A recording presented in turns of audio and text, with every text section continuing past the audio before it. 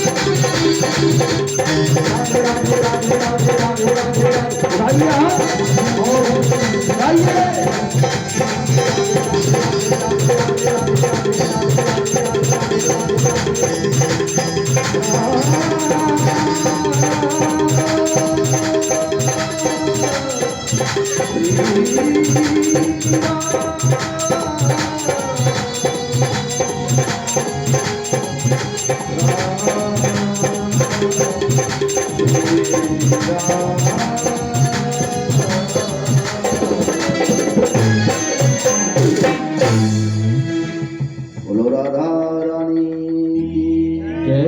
प्रेम से बोलिए वृंदावन बिहारी लाल की जय। कुरूपान बना दिया, किसी को काला बना दिया तो किसी को गोरा बना दिया, किसी को कैसा कर दिया। ये भगवान की लीला है, ये ना देखिए। देखना तो ये है हमें उसके अंदर के भाव कैसे। मेरे ठाकुर को सुंदरता से प्रेम नहीं है। प्रभु कहते हैं हमारा रिश्तेदार कौन है दुनिया में जानते हो? हमारा नाता किससे बढ़िया होता है? मेरा रिश्तेदार कौन है? भगवान का रिश्तेदार वही है जो भगवान की भक्ति से प्रेम करता है। और कहते मुझे कुछ नहीं अच्छा लगता है, सबसे अधिक भक्ति कर नाता। मुझे अगर कोई रिझाता है तो भक्ति करने वाला ही रिझा सकता है। धन दौलत देने वाला कदापि मुझे रिझा नहीं पाएगा। समझ नहीं आओ। हमारे ब्रज के संत कहते हैं प्यारे, अगर इन दुश्मनों से छुटकारा पाना है तो क्या करना पड़ेगा जी? लगन तुम से लगा बैठे, मस्ती के साथ। लगन तुम से लगा बैठे, जो होगा देखा जाएगा। लगन तुम से लगा बैठे, जो होगा देखा जाएगा।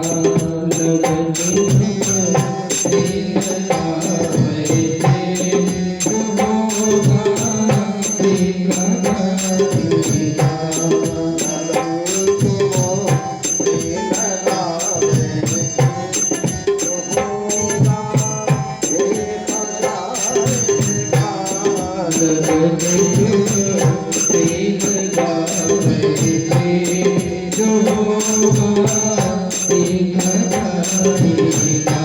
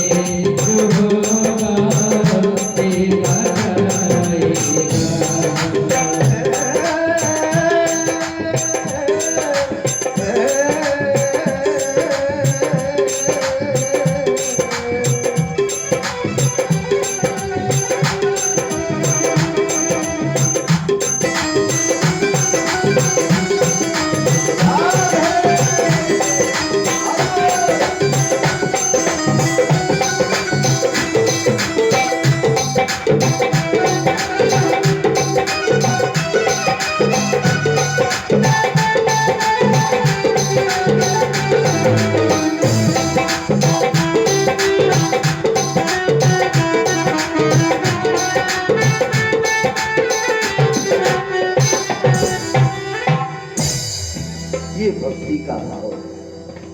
जिस दिन मेरे अंदर ये भाव उत्पन्न हो गए उस दिन भगवान के दर्शन निश्चित होना है। और पहला शत्रु है वासना, दूसरा दुश्मन कौन है हमारा जानते हो? क्रोध। जिस दिन हमने अपने क्रोध पर नियंत्रण कर दिया, अपने गुस्सा को शांत कर दिया, गुस्सा हमारा समाप्त हो गया, समझ लो हमारे ऊपर ठाकुर जी की कृपा हो गई। क्रोध समाप्त हो जाए, क्रोध पर आप जीत पालें, क्रोध को वश में कर लें, आपकी आंखें लाल पीली ना हो, आपके मुखमंडल पर ये दिखाई ना दे, क्योंकि क्रोध दूर से दिखता है। क्रोध से होता क्या है जानते हो? अधिक क्रोध होने से मनुष्य की कांति नष्ट होती है। समझ लो आप। मानव के जीवन में अगर क्रोध बस गया और क्रोध में जीवन जीने वाले व्यक्ति की आयु कम हो जाती है। समझ लो आप, अगर आपको 100 साल जीना है, भगवान ने आपको 100 वर्ष का काउंट करके भेजा है और ज्यादा गुस्सा है आपके मन में, तो आपको कितनी नुकसान होंगे बहन जानते हो। नंबर 1, भूख नहीं लगेगी, भोजन नहीं कर पाओगे क्रोध में। करोगे? आपके अंदर गुस्सा भरा हो और कोई आपके सामने रबड़ी लेके आए है? और हलवा लेके आएगा, बोले बाबू खा लो, आप उसको फेंक और देंगे, ले जा हट जाओ यहाँ से, लोग भगा देंगे। क्रोध में न भूख लगती है, न प्यास लगती है, न नींद लगती है, न चैन पड़ता है, न शांति रहती है। तो सब हमारे अंदर अशांति अशांति आग ही आग फैलने लगती है। तो बताइए उस स्थिति में आपका जीवन कैसे चल पाएगा? प्रथम, अधिक क्रोध करने वाले व्यक्ति के चेहरे की कांति सुंदरता नष्ट हो जाती है। मेरी बहनों, माताओं, भाइयों, मेरे भक्तों, याद रखना और ये बात गांठ में बांध लेना कि हमारे महाराज जी आए थे और मुझे बता गए, जिस दिन आप अपने क्रोध पर नियंत्रण कर लिया, आपने अपने गुस्से को कंट्रोल में कर लिया, उस दिन आपको बड़ा शांति मिलेगी। और जो नहीं भी बनने वाला काम है, ये मेरा आशीर्वाद है, वो भी आपका काम सिद्ध हो जाएगा। बोलो जय श्री कृष्ण। क्रोध पाप कर मूल, क्रोध जो है मनुष्य के जीवन का मूल पाप की जड़ है। अधिक क्रोध करने से मनुष्य के अंदर पाप पैदा हो जाता है और पाप को नष्ट करना है तो क्रोध पर विजय प्राप्त करो, गुस्से को समाप्त करो, गुस्सा भगा, थोड़ा दूर ही रखना इसको, ठीक है? इस पंखे को दूर ही रखना, ठीक है? हाँ, बस हल्की हवा नीचे, ज्यादा नहीं, क्यों बहुत ज्यादा हवा होगी तो ये माइक में डिस्टर्ब करेगा। गोविंद भगवान की। तो दूसरा दुश्मन है हमारा क्रोध, और तीसरा शत्रु कौन है? समझ लो, ये मानव की जिंदगी के बड़े भयंकर दुश्मन है।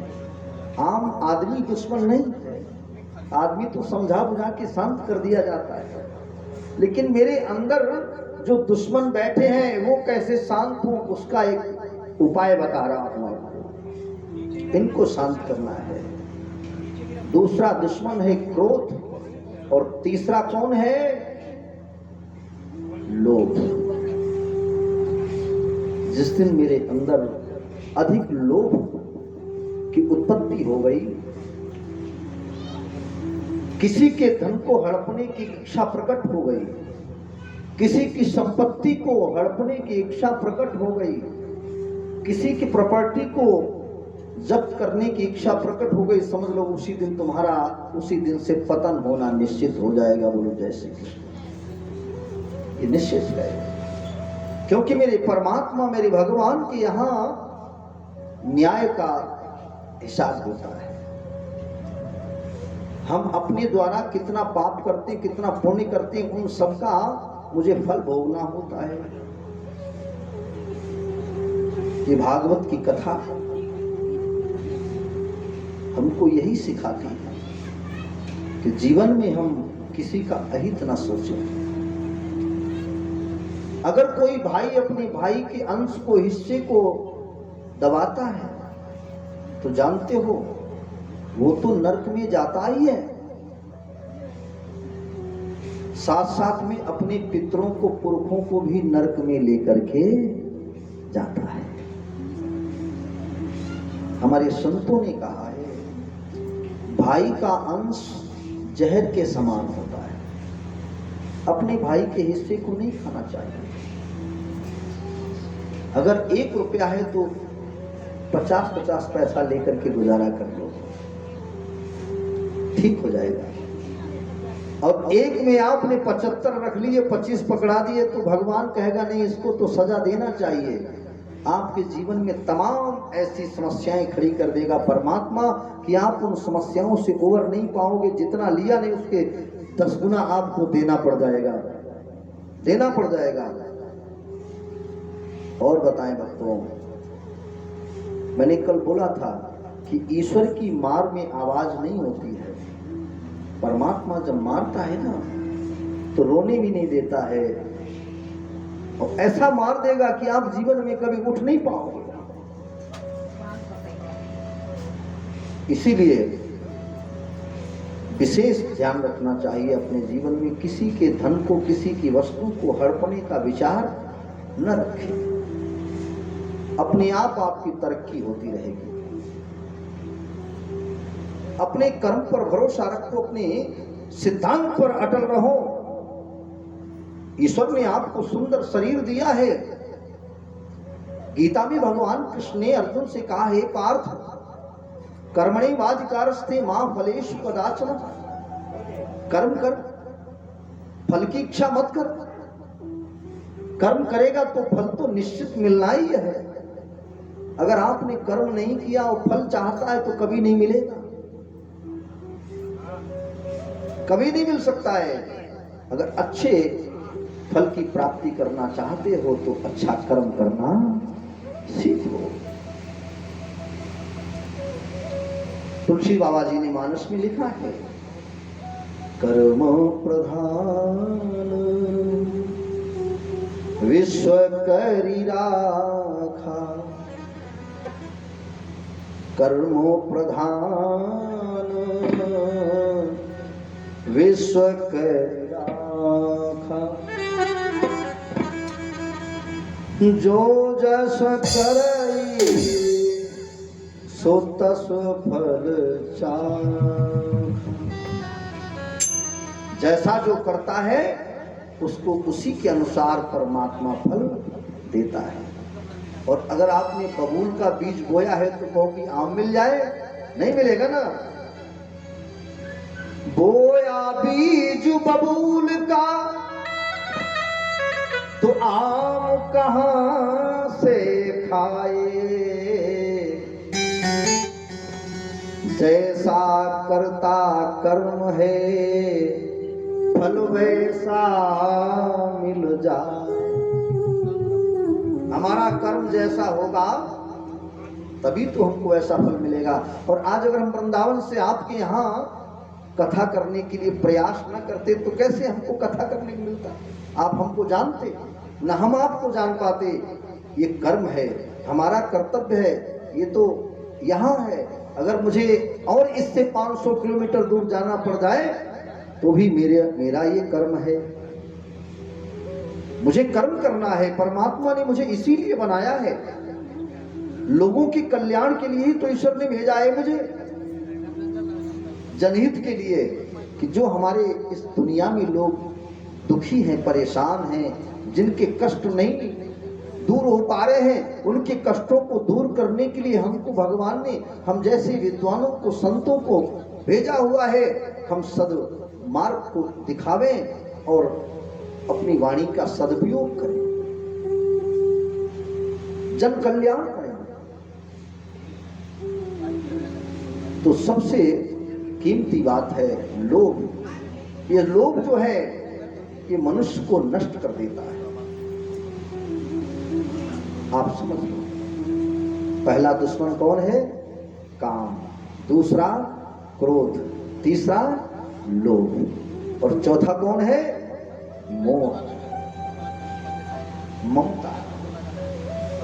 ममता तू न गई मेरे मन से। आदमी इस ममता में डूबा हुआ है। कभी कभी ऐसा देखा हमने, इतना लोग मोह में ग्रसित हो जाते हैं कि वो अपने कोठरी से, अपने घर से निकलने का नाम ही नहीं लेते हैं। वहीं पड़े रहो, पत्नी के प्रेम में, बच्चों के प्रेम में, नाती पोतों के प्रेम में, भाई के प्रेम में, जमीन के प्रेम में, घर के प्रेम में, अपनी व्यवस्थाओं के प्रेम में। अब वो अपना घर छोड़ करके, जैसे सर्प, मणि वाला सर्प होता है ना, वो अपनी मणि को छोड़ करके कहीं हट ही नहीं पाता है, और उसी में उसका आखिरी में अंत हो जाता है। दुनिया में उसने कुछ भी नहीं देखा, न कुछ जान पाए, वहीं के वहीं पड़े रहे। ये उनके जीवन का आधार बन गया कि बस इतनी ही हमारी दुनिया है? उसी दुनिया में वो जी रहे हैं। तुलसीदास जी ने, हमारे परम संत हुए, जिन्होंने बड़े सुंदर शब्दों में लिखा रामायण में, ये ऐसी बीमारी है जिसका नाम है मोह, ये मनुष्य को खोखला कर देती है। जैसे किसी वृक्ष में दीमक लग जाए, एक कीड़ा होता है, दीमक होता है, वो किसी भी पेड़ पौधे में लग जाता है तो उसको बिल्कुल खोखला कर देता है। ऐसे ये कुटुंब, ऐसे में परिवार, ये जिस पेड़ में लग जाते हैं उसको बिल्कुल निचोड़ के और खोखला करके तब पीछा छोड़ते हैं बोलो गोविंद भगवान की। तो इनसे बचना भी चाहिए। ये थोड़ा खोखलापन भी बचा रहेगा, थोड़ी दूरी बनाते रहोगे। अगर आपको ईश्वर ने परिवार दे दिया, घर दे दिया, तो कुछ दिन के लिए भजन भी करना शुरू कर दो। भजन कर ले ईश्वर का नादान प्राणी, और कमाता है अनमोल क्यों जिंदगानी। क्यों अपने जीवन को बर्बाद कर रहा है रे? गमाता है अनमोल क्यों जिंदगानी, भजन कर ले ईश्वर का नादान। यहाँ नहीं याद है, हम धरती पर रह रहे हैं, यहाँ कुछ भी याद नहीं है कि मैं क्या करके आया था ठाकुर जी से, और उस परमात्मा से, गॉड से, भगवान से मैंने क्या वादा किया था, एक भी आपने फॉलो किया? जैसे ही धरती पर आए सब कुछ भूल गए। जो मैया के कोख में थे, गर्भ में था जीव, हम आप अपनी माँ के गर्भ में होते हैं तो वहां पर उल्टा उल्टा टंगे होते हैं प्यारे, उल्टा लटके होते हैं। माँ की कोख में उल्टे होते हैं, पैर ऊपर होते हैं, सर नीचे होता है। तब उस समय पर उसको मालूम कौन दिखता है? कौन दिखता है? मेरा परमात्मा दिखता है। परमात्मा का साक्षात्कार होता है, परमात्मा की झांकी के दर्शन होते हैं। गर्भ की जेल में दुखों का चक्र चलता था। कितना कष्ट झेला तूने। माँ ऊपर से गर्म भी खा रही, ठंडा भी खा रही, तीखा भी खा रही, मिर्चा भी खा रही, नमक भी खा रही है, कड़ुआ, तीखा, विषैला, कसैला, रसीला, नाना प्रकार के पदार्थों का सेवन कर रही है, और हम उदर में उल्टे लटके हैं। उस असहनीय पीड़ा को भी हम बर्दाश्त कर रहे हैं। अपने पैरों को समेट के, ठाकुर जी की तरफ पैर नहीं किए जाते, पैरों को ऐसे भगवान के सामने आसन से बैठिए। बोलो गोविंद भगवान की। मित्रों, जब हम मां के गर्भ में होते हैं तो तमाम पीड़ाओं को हम सहन करते और तड़पते हैं, बिलखते हैं। कभी कभी सुनने में आता है कि मैया कहती है बड़ा लग रहा उधर में गर्भ में बच्चा बड़ा उछल रहा है। क्यों उछल रहा है? इसका कारण समझे। ये इसका कारण ये नहीं है कि वो ऐसे उछल रहा है, उछलने का कारण ये कि वो गर्भ में मां के तड़प रहा है, व्यथित है, परेशान है, व्याकुल है, और भगवान से निवेदन कर रहा है कि प्रभु मुझे एक बार तो मौका दे दे, एक बार इस जाल से मुक्त कर दे, इस भवजाल से मुझे दूर कर दे।